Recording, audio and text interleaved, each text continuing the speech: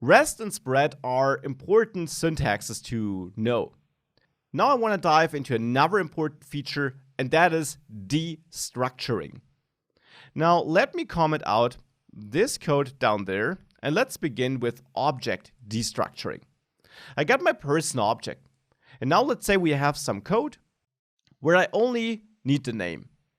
So I have a new function, print name, let's say, and that actually takes the full person object, because for whatever reason we wrote it like this, or we simply have a function where we are able to get multiple arguments or a full object because some third-party package always gives us that person. We can't change that. So we get the person here, and I only want to console log person.name. Now that is totally fine of doing it like this. I can now execute print name here. Now I need to pass person here. Now to avoid naming confusion, you can name this here however you want. So here we could name it person data, and inside here we use person data, so that function does not use that person, it just expects any person data. We then call that function and pass in that person as an argument. And now if I execute that file, I see max here. This is stemming from this line here. Now, of course, we can absolutely do it like that. And we always get person data because, again, let's say this is a function which is actually called by some third-party package, which is a pattern you see quite a bit throughout this course. Now, therefore, we can't change the data we get. But in this function here, we are only interested in the name.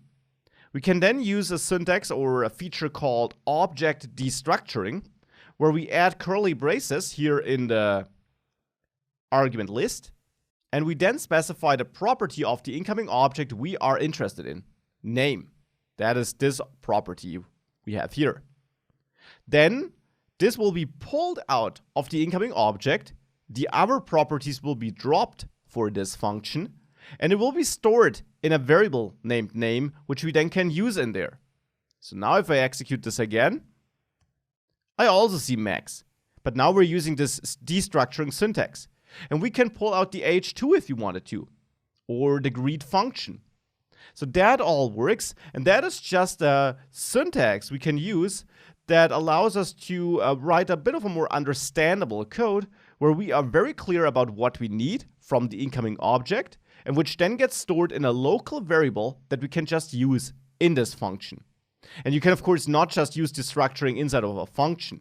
You can also use it outside of there. You can create a new constant here, for example, and then the syntax will look like this.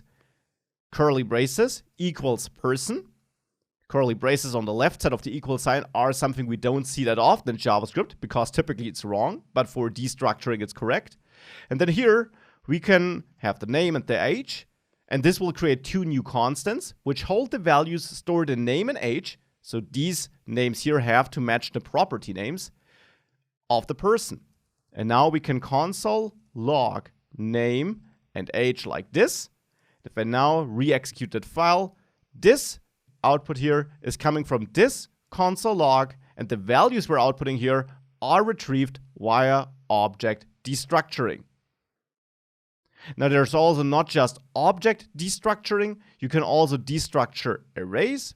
So if we go back to the hobbies, which we have here, well then if we would want to destructure that, we can also create a const. You could also use let, by the way, the same for the object destructuring if you plan on changing it. You could use a const for hobby1 and hobby2 wrapped in square brackets, and then assign this to hobbies. And now if you console log hobby1 and you console log hobby2 and you execute that file again, you see the two hobbies being printed there.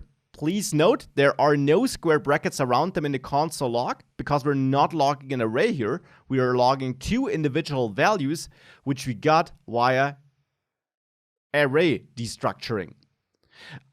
Unlike the object destructuring, here you can choose any names you want because in arrays your elements have no names. They are instead pulled out by position. So this will always be the first element. This will be the second element. In objects, you pull them out by name, by property name.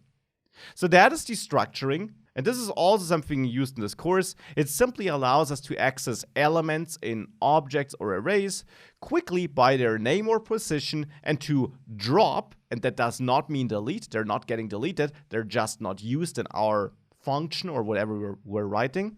So to drop the data we don't need in that specific code snippet we're working on.